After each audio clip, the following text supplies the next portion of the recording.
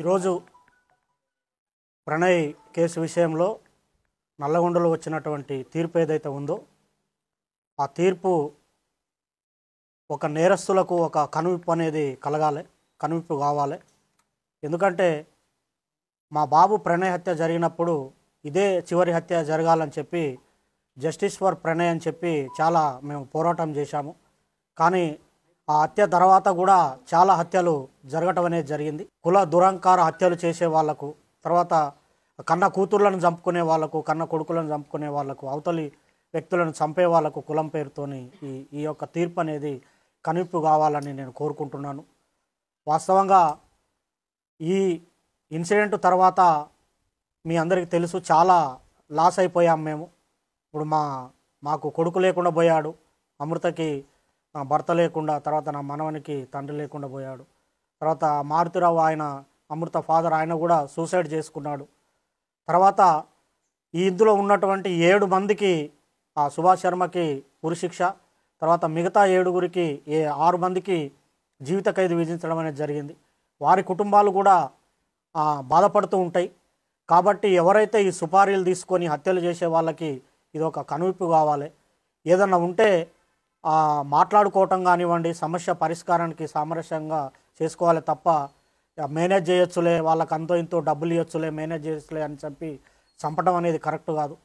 ఈ కేసు విషయంలో మమ్మల్ని కూడా అనేక రకమైనటువంటి ప్రలోభాలు పెట్టినప్పటికి కూడా మేము ఎక్కడ లొంగకుండా న్యాయం జరగాలి, ఈ హత్యతోని మిగతా కుల హత్యలు ఆగిపోవాలని చెప్పి మేము పోరాటం అనేది చేయటం జరిగింది.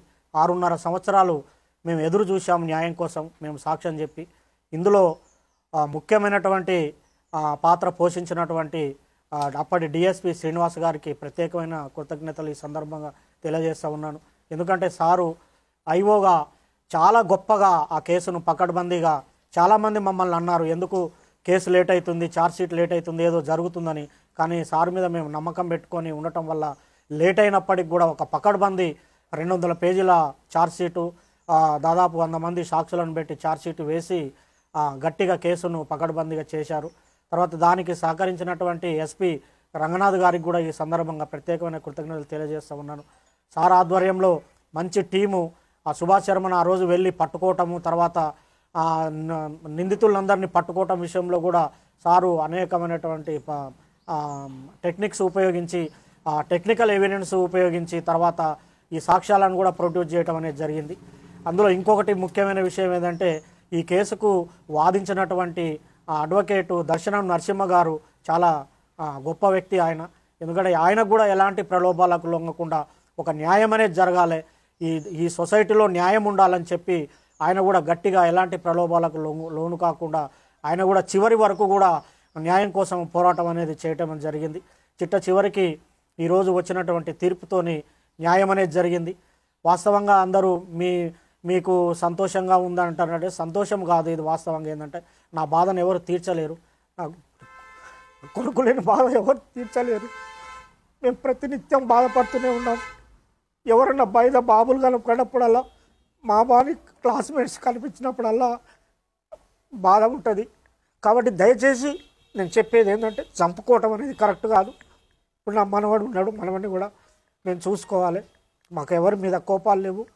మేము ఈ కేసు విషయంలో సాక్ష్యం చెప్పాము, మా బాధ్యత మేము నిర్వర్తించాం. కేవలం ఈ హత్యలు ఆగాలనే ఉద్దేశంతోనే చెప్పాము తప్ప వేరే మరొకటి కాదని ఈ సందర్భంగా నేను తెలియజేస్తున్నాను.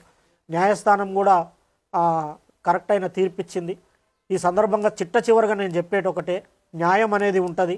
పోలీసులు కానివ్వండి, చట్టం కానివ్వండి, న్యాయమూర్తులు కానివ్వండి, న్యాయవాదులు కానివ్వండి ప్రలోభాలకు లొంగుకారు. ఈ దేశంలో, ఈ రాష్ట్రంలో, ఈ సమాజంలో న్యాయం అనేది ఉందని మరొకసారి రుజువందని తెలియజేసుకుంటూ సెలవు తీసుకుంటాం.